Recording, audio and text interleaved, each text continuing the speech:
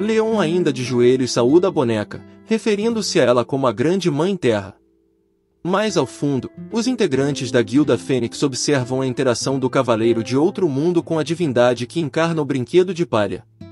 O prota, prestando referência, clama pela querida Demerara, deusa da vida e da fertilidade.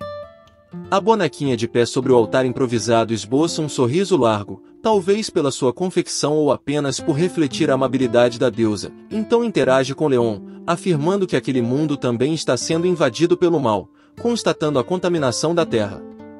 O prota, ainda cabisbaixo, diz à deusa Demerara que naquele mundo também há criaturas malignas, porém, apesar da existência do mal, não há deuses naquelas terras.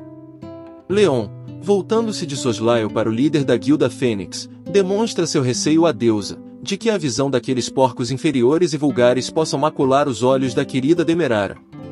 Li Yonvan, que ouvia a conversa, retorce seu rosto, expressando tanto raiva, quanto confusão ante as falas de Leon. A pequena boneca ergue seu rosto e responde ao prota que a ignorância e ganância nem sempre podem ser julgados como pecados, uma vez que estas são características inerentes aos mortais. Dito isto, ela questiona a Leon o que ele pretende fazer ante toda essa situação. O que o deixa pensativo por um instante, mas logo se decide, e com humildade perante a deusa fala que não seria difícil se tornar um espadachim, porém para ser um conquistador é preciso permissão dos deuses. Ainda prostrado na frente da boneca que encarna a essência da deidade, Leon repousa a mão em seu próprio peito, como uma forma de submissão às divindades que cultua, e diz à querida Demerara, que ele irá garantir que naquele novo mundo, a autoridade divina também seja cumprida, e que então irá ensinar aos ignorantes, e por fim guiá-los pelo caminho correto. Fitando a deusa, diz que só irá fazê-lo até que um novo panteão chegue àquela terra. O que deixa a divindade radiante com a dedicação de seu campeão. A boneca estica o braço de pano na direção do prota, que pode vislumbrar a forma fugaz das mãos de Demerara, e ela questiona a sua criança e também seu mais leal servo, se ele não possui um desejo a fazer, e diz que já estão prontos para atender à solicitação de Leon. A imagem translúcida da deidade brilha sobre aqueles campos, sua forma é como a de um anjo, com grandes assas brancas. Sua vestimenta é um manto verde que cobre a maior parte de seu corpo, deixando à mostra seu rosto e lindas mechas de seus cabelos loiros compridos. Seus braços adornados com braceletes de ouro se estendem em forma de concha na direção de Leon, prontos a lhe entregar a misericórdia dos céus. O prota, em tom de oração, clama por ajuda, informando que os cidadãos livres daquela terra estão sofrendo pela energia maligna que empesteia as plantações, e solicita a bênção da querida Demerara para recuperar e purificar as terras em torno do portal rompido. A deusa acolhe as preces de Leon, pois ele é o líder do templo e campeão de todos os deuses. Porém, Demerara adverte o cavaleiro sagrado que as terras daquele mundo não pertencem ao seu corpo e que precisará semear a divindade para substituir a terra maculada com sua própria essência. E a boneca, estendendo sua mão, derrama uma gota da água da vida no solo. Os pingos brilham com a luz do sol, como se fossem gotas do mais limpo e puro ouro. Enquanto faz, a deusa diz a Leon que tudo que agora estiver naquelas terras serão aliados de sua causa. As gotas de água advindas da boneca molham o chão e, após serem sugadas pelo solo morto, criam um enorme feixe de luz dourada em direção aos céus. A energia forma uma torrente de partículas brilhantes que se espalham por todo o campo, caindo sobre o arroz e assim o renovando. Han Hari, Kim Jin-soon e os demais caçadores públicos estão em choque com a visão, e apesar de toda a surpresa e espanto, continuam imóveis apenas a observar. Leon rapidamente se levanta e grita aos presentes que apenas admirem para que aprendam, pois é assim um mundo que é abençoado por uma divindade. Apontando para os campos de arroz, é possível ver que as partículas divinas continuam a agir, curando e restaurando tudo ao redor. Um novo tipo de milagre podia ser visto ali, a plantação antes decadente que sucumbia diante da energia maligna emanada do portal, agora está repleta de vida e brilho. Aquele pedaço do mundo havia renascido e se tornado mais próspero do que havia sequer possibilidade de ser. A caçadora ruiva leva as mãos à boca, a admiração é tamanha que faz com que a garota se emudeça, ficando de olhos arregalados. Atrás dela se encontra Jin-soon, tão incrédulo quanto qualquer outro a maravilhar aquele belo momento.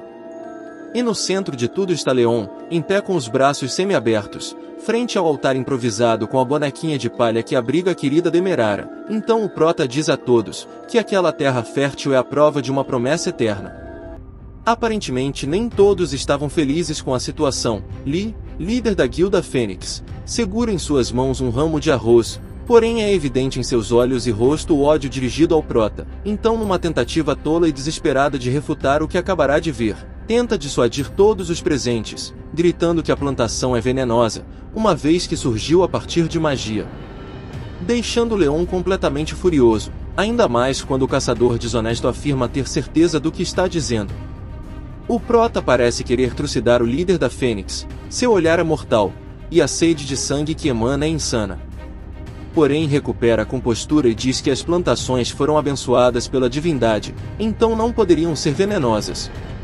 Lee insiste em seu erro, suando frio, pois seus planos foram arruinados, portanto decide ofender a deusa, chamando-a de boneca estúpida, e antes de terminar a frase é interrompido por Leon, que o intimida, dizendo que irá perdoar a ignorância do caçador apenas uma única vez, e que ele não deve manchar o nome da deusa novamente com aquela língua suja. Aterrorizado com o poder que Leon emana, o caçador só pode engolir seco, e resmungar em seus pensamentos que aquela situação não poderia estar acontecendo, e que os planos de conseguir chantagear o governo sul-coreano estavam indo por água abaixo por causa do prota. Neste mesmo instante, os demais membros da Guilda Fênix olham para seu mestre, impotente diante de tudo aquilo. Lee continua em seus pensamentos que não pode deixar com que Leon arruine seus planos, e julgando como sendo uma fraude o milagre que acabou de presenciar, deseja criar uma forma de expor o prota. Ardilosamente, e exalando desonestidade, o líder da Fênix se encaminha para perto de Leon e do grupo de caçadores públicos. Diz que ainda é necessário que haja provas do milagre e que espera que o prota coopere pelo bem das pessoas que irão comer os grãos. Entretanto, esta nunca tenha sido sua real preocupação. Lee sugere que um avaliador teste a qualidade dos grãos, e indica alguém de sua equipe para testar a qualidade da plantação. Um homem alto, de cabelos negros penteados para trás, trajando camisa social cinza para fora da calça, adornada com uma gravata preta, e coberto com o sobretudo da Guilda Fênix se aproxima, ajeitando suas luvas pede licença ao prota para começar a avaliação.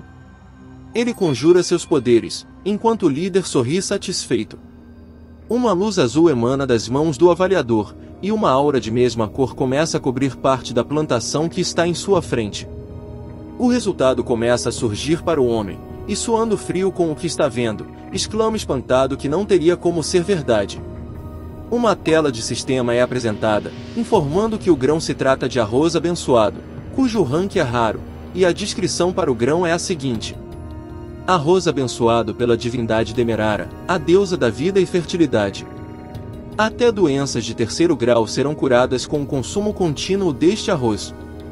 O avaliador grita dizendo que o arroz é de nível raro e que toda a plantação também é, ainda com o sistema de avaliação aberta. Ele diz que o grão é capaz de até mesmo curar doenças de terceiro grau, como o câncer.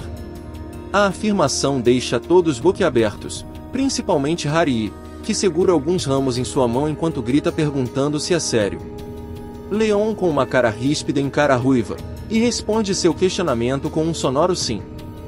Diante da especulação do alto nível do arroz, Jin So-un ainda parece duvidar das capacidades da divindade, então solicita que alguém consiga uma panela para realizar o preparo do grão. Uma panela é rusticamente colocada sobre um tambor vermelho, improvisando assim um fogareiro a lenha que servirá para cozinhar o grão ali mesmo, em meio à plantação sagrada. Após o tempo de cozimento, o primeiro a experimentar é o próprio gerente-geral Kim Jin So-un. O caçador governamental, ao levar para a boca a primeira colherada, entra em curto, uma explosão de sabor é sentida em seu paladar, causando uma microdescarga elétrica por todo o seu corpo, e ao consultar a janela de status que aparece em sua frente, o rapaz fica sem reação.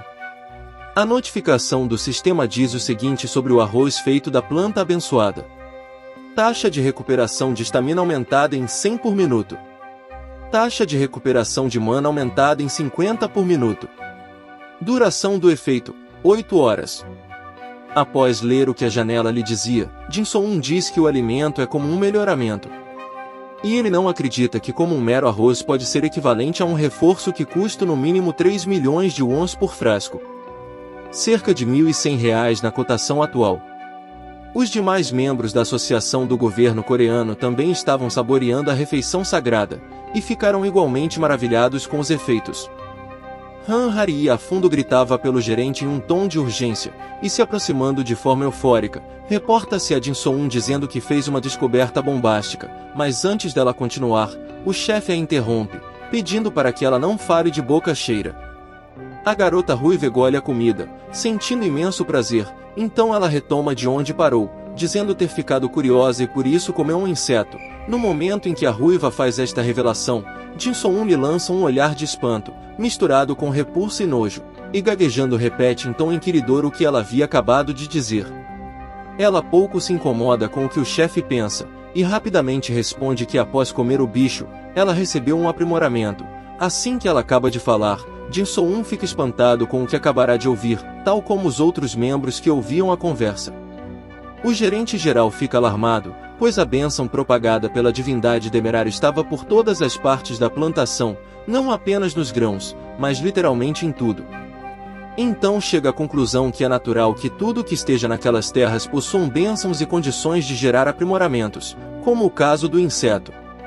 A motivação dos caçadores governamentais é aumentada com a constatação, então alguém entre eles grita para que peguem o máximo de insetos possíveis, e passam a correr pelas plantações atrás de tudo que se move e possa ser devorado. Afinal, eles pretendem entrar no portal completamente bufados. Averiguando toda a situação, estava a deusa Demerara, que chama por Leon, que a responde prontamente. Ela diz já ter acabado seu trabalho naquela terra, e relata que agora precisará voltar. Leon com uma saudação cavalheiresca se inclina para a divindade, novamente agradecendo e dizendo que nunca irá se esquecer da dádiva que ela havia concedido a eles. A projeção espectral de Demerara emana por trás do corpo da boneca e estende uma de suas mãos sobre a cabeça de Leon, lhe dizendo suas últimas palavras, pelo menos por agora, pedindo para que seu sagrado cavalheiro se alimente bem. Então a forma translúcida da deusa se faz presente graciosamente naqueles campos, para em seguida deixar o corpo da boneca, que lentamente cai imóvel sobre o pequeno altar. A caçadora ruiva chama pela majestade Leon, que de costas apenas a olha de lado, então com um misto de curiosidade e medo, ela pergunta ao regressado o que é poder divino. Ele devolve a pergunta, questionando-a se naquele mundo não existe algum deus, o que deixa a garota pensativa, e responde não ter certeza. Leon com um olhar sereno, e voz calma diz a Hari que o mundo e a vida só podem ser adequados por meio de poder divino, que ela e os demais devem manter isto em mente. Entretanto, isto não responde às divagações da jovem caçadora. Kim Jin So-un convoca todos os caçadores do governo ali presentes, dizendo que como já estão alimentados, devem entrar no portal. Ao ouvir isto, um dos membros da Guilda Fênix se volta ao seu chefe, o caçador Rankin S. Lee Yonvan, se está tudo bem os homens do governo entrarem agora, e que se o fizerem, os planos de chantagear o governo sul-coreano serão frustrados. O semblante do líder da Fênix muda subitamente, uma expressão de ódio é vista em seu rosto, olhos vidrados com pupilas diminutas, cobertos por sobrancelhas franzidas, denotando as rugas e veias, o que salienta ainda mais a sua raiva. Então profere um xingamento direcionado a Leon, e depois pensa de onde será que ele saiu. Ele se lamenta pela sua presença e imagina que sua ausência teria sido suficiente para que o governo sucumbisse ao seu plano vil. Enquanto observa os caçadores caminhando em direção ao portal, com o Prota em seu meio, deseja que ele seja morto nesta incursão. Um lampejo de astúcia atinge a mente diabólica do caçador Lee, então com um ar pensativo, e um sorriso sádico começa a resmungar sobre suas novas esperanças. O garoto da Guilda Fênix que estava com o caçador inescrupuloso aguarda uma resposta, que vem logo em seguida de seu chefe, dizendo para que ele não se preocupe, e continua dizendo que o portal já havia sido atacado anteriormente. Nisso o jovem relata que o meio da masmorra foi um tanto quanto difícil, e foi neste momento que ele entendeu qual é a suposição de seu chefe. Como uma cara de psicopata, e sorriso de orelha a orelha, Lee diz que só há um caçador do governo com ranking A. O líder da Fênix supõe que Leon é apenas um suporte conjurador de bênçãos, que em um combate irá certamente morrer. Na fértil imaginação de Li Yongvan, eles jamais iriam conseguir. Enquanto pensa isto, seus olhos cintilam em um tom de vermelho, fazendo alusão às chamas de seu rancor para com o prota. O sorriso sinistro transforma seu rosto em uma versão ainda mais perversa de si mesmo. Já dentro do portal, um braço com armadura negra, e adornado com esculturas de caveira e gemas brilhantes, tal como se fossem cristais fosforescentes em azul e púrpura, segura um elmo com o mesmo aspecto de constituição. Ele possui detalhes pontiagudos em suas arestas, olhos repletos de fulgor, além de chifres verticais, que mais se assemelham a lâminas. Após o vislumbre do braço armadurado, os caçadores da incursão encontram um cavaleiro negro montado em um cavalo igualmente escuro. Sua armadura é fantasticamente sinistra com detalhes demoníacos, e do lugar que deveria estar sua cabeça, chamas azuis brotam e iluminam a escuridão. Este é um monstro que não pode ser derrotado utilizando meios convencionais. Junto ao Cavaleiro Negro, diversos zumbis e esqueletos compõem uma horda frenética de caos e terror. Uma janela de sistema se abre, chamando a atenção de todos, e nela diz: a quebra da masmorra está começando. Risco de morte. Todos os seres vivos dentro do portal agora possuem um limite de tempo.